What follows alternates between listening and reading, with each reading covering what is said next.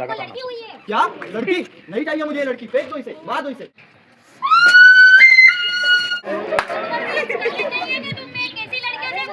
Hey guys, welcome to my YouTube channel. तो guys, जैसे कि आप सभी को अभी पता है कि वुमेंस डे सेलिब्रेट कर रहे हैं, वुमेंस वीक चल रहा है। तो इसी के लिए हमारे जो कि कॉलेज में अभी प्रोग्राम है आज वुमेंस डे के ऊपर। तो लेट्स सी, देखते हैं कैसा क्या होता है। और ये हमारी कॉलेज है, आप पहले भी देख चुके हैं।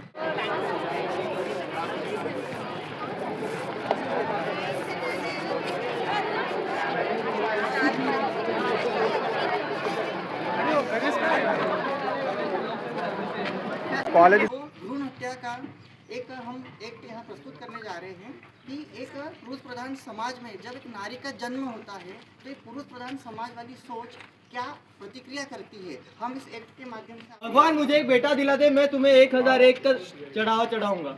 मुझे बस एक बेटा दिला दे, मुझे अपने कुल के लिए एक दीपक चाहिए। भगवान बस एक बेटा दिला दे। बताइए आपको लड़की हुई है। क्या लड़की नहीं चाहिए मुझे, ये लड़की फेंक दो इसे, मार दो इसे। मैं इसके खर्चे और नहीं सह सकता। बेटी हुई तो क्या हुआ, बेटी तो घर की लक्ष्मी होती है, वो भी कुल का दीपक होती है। बेटा और बेटी क्या ही करें। लक्ष्मी नहीं शनि है ये, मुझे नहीं चाहिए ऐसी बेटी। क्यों नहीं चाहिए, बेटी हुई तो क्या हुआ। अगर मुझे पहले ही पता होता कि बेटी होने वाली है तो मैं पहले ही अबॉर्शन करवा देता। नहीं चाहिए मुझे ये लड़की। और कितनी भ्रूण हत्या करोगे, ये दूसरी बार है। अपने सर पे कितना पाप लोगे। ठीक है, तो तुम ही इसके खर्चे संभालो, तुम ही इसको बढ़ाओ, तुम ही इसे पढ़ाओ। मुझे नहीं चाहिए ये। ठीक है, आगे से इसका खर्चा भी मैं देखूंगी, इसकी पढ़ाई भी मैं देखूंगी, और इसे ही मैं ही संभाल लूंगी। ठीक है, आज से तुम और तुम्हारी ये बेटी दोनों मेरे लिए मर चुके हो। ठीक है। जैसा कि देखा आप लोगों ने, इस पर मैं यही बात कहना चाहूँगा कि माँ दुर्गा की भक्ति करके भक्त बड़े कहलाते हो। माँ दुर्गा की भक्ति करके भक्त बड़े कहलाते हो। कहाँ गई वो भक्ति जब नारी मार गिराते हो, कहाँ गई वो भक्ति जब नारी मार गिराते हो। ये सब यही नहीं थमता है। अगर कोई नारी भ्रूण हत्या से बच भी जाए तो भी परिवार में उसे भेदभाव का सामना करना पड़ता है। ये पुरुष प्रधान समाज उसे वहाँ भी नहीं बख्शता है। तो हम आगे की एक्ट के माध्यम से आपको बताना चाहेंगे कि उसके परिवार में भी उसे भेदभाव का सामना करना पड़ता है। मेरे पैर दबा। क्या दिन भर किताबों में घुसी पड़ी रहती है। ये किताबें तेरी कुछ काम की नहीं है। शादी के बाद अपने ससुराल जाके पति की सेवा ही करनी है।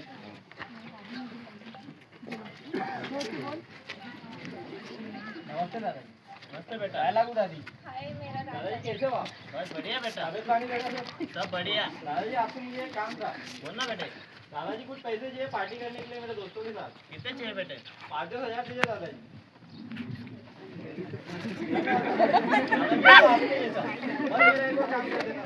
बोलना बेटे, आप मरने के बाद आपकी राजत मेरे नाम कर देना। तेरे ही नाम पे होगी बेटे। धन्यवाद दादाजी। दादाजी मुझे भी पैसे चाहिए। मुझे कॉलेज में एडमिशन कराना है, आगे की पढ़ाई करनी है। कहीं जरूरत नहीं पढ़ाई करने की, घर के काम संभालो। जी नहीं दादाजी, मुझे पढ़ना है। कहीं नहीं होता, पढ़ के आगे आपको शादी करके बाहर ही जाना है।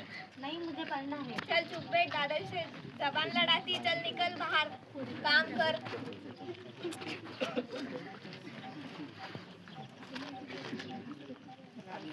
क्या हुआ बेटी? कुछ नहीं मैम, मुझे काम करने दो। बोलो, मुझे नहीं बोलोगी तो किसे बोलोगी। कुछ नहीं मैम, मैंने दादाजी से पैसे मांगे थे कि मुझे आगे की पढ़ाई करनी है, तो दादाजी ने मुझे मना कर दिया। मुझे पता था तुम्हारे दादा दादी तुम्हें पैसे नहीं देंगे, इसलिए मैं महीनों से छुपा के उनसे पैसे इकट्ठा करे। ये लो तुम्हारे एडमिशन के पैसे। थैंक यू माँ, तुम कितनी अच्छी हो। तुम्हारे जैसी मम्मी सबको मिले। हाय, मेरी बेटी इतनी बड़ी कब हो गई। नारी शक्ति हर मुसीबत से लड़ना जानती है। आपने जैसा कि देखा, एक नारी यानी कि उस बेटी को पढ़ना था, लेकिन उसके घर वालों ने उसे पढ़ने के लिए पैसे नहीं दिए, तो आखिरी में उसकी माँ ने ही उसका साथ निभाया और यहाँ से वो आगे की पढ़ाई के लिए कॉलेज में गई। लेकिन हमारा इस पुरुष प्रधान समाज में यहाँ पर भी बहुत ज़्यादा उसे परेशानियों का सामना करना पड़ता है। वो कॉलेज में भी उसे नहीं बख्शता है, वहाँ जाकर के भी उसे कई परिस्थितियों का सामना करना पड़ता है। तो हम आगे की इस एक्ट के माध्यम से आपको यही दर्शा दें। I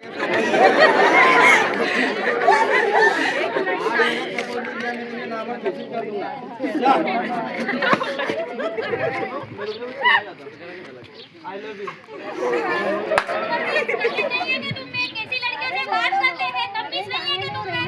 मैं तो कल देखूंगा, मैं कल देखूंगा मैं तुम्हें। देख लेंगे हम कल। बहुत से रेपटा दे दिया कोई चाटा नहीं बसता ही नहीं वही है ना जो कल आई थी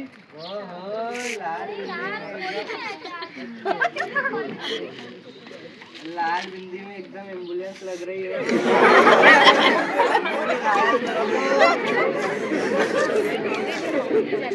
मेरी वाली है व्हीकल वाली कोई बात नहीं मेरी वाली नहीं आई तो उसकी सहेली भी चल जाएगी हमें तो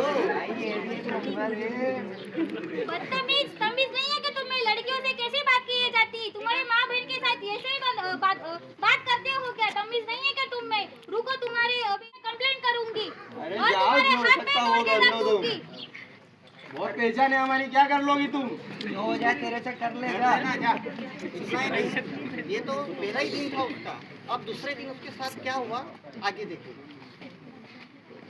भाई कल इसने बहुत जोर से रेपटा मारा था आज इसको बताना पड़ेगा इसको तो अपने मुंह दिखाने लायक भी रखेंगे नहीं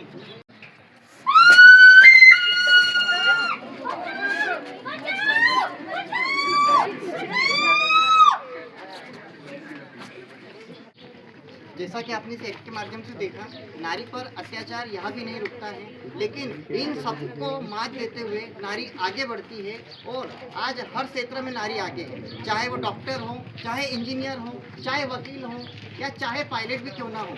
आज नारी प्लेन भी उड़ा रही है, आज नारी अंतरिक्ष में भी जा रही है और लोगों को प्रेरित भी कर रही है।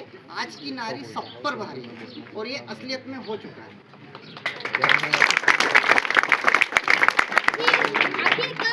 आखिर कब तक मेरी जैसी लड़कियां ऐसी रहेंगी? आखिर कब तक लड़कियां सहती रहेंगी? अभी आवाज उठाना ही पड़ेगा, आवाज उठाना ही पड़ेगा। कुछ लोग कहते हैं कि औरत का अपना कोई घर नहीं होता लेकिन सच कहो जनाब तो औरत के बिना कोई भी घर नहीं होता तो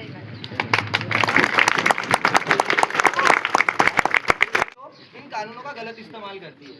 जैसे कि कुछ पुरुष अच्छे भी हो सकते हैं उनका कैरेक्टर अच्छा हो सकता है लेकिन उनको कैरेक्टर गलत तरीके से डिफाइन करके उनकी पूरी जिंदगी बर्बाद कर दी जाती है बस कुछ बदले के लिए या फिर कुछ चीज़ों के लिए जो एक महिला को नहीं मिल सके उस वक्त उसके लिए वो एक पूरे लड़के का कैरेक्टर या फिर उसकी फैमिली का कैरेक्टर बाहर पूरे समाज में निकाल सकती है। तो बस मेरा यही कहना है कि लड़कियों के लिए कानून बना है और उनकी सुरक्षा भी होनी चाहिए लेकिन उतना ही अधिकार लड़कों के लिए भी दिया गया है और वही हम सबको याद रखना चाहिए। लड़कों को भी वही कानून वही अधिकार मिलने चाहिए जो लड़कियों को मिले हैं। समानता ही इस सोसाइटी को आगे बढ़ा सकती है। अगर किसी एक को आगे बढ़ाओगे और दूसरे को पीछे रोकोगे तो हर वक्त हमारा देश पीछे ही जाता रहेगा। सब आगे बढ़ोगे तो देश भी आगे बढ़ेगा। तो बस यही कहना चाहूँगा कि इसके बाद जो भी बोलेगा कि लड़का बेहतर है या लड़की, उससे पहले बस यही सोच लो कि हमारे देश के लिए क्या बेहतर है और उस वक्त हमें क्या करना है। तो बस यही कहना चाहूँगा। जय हिंद।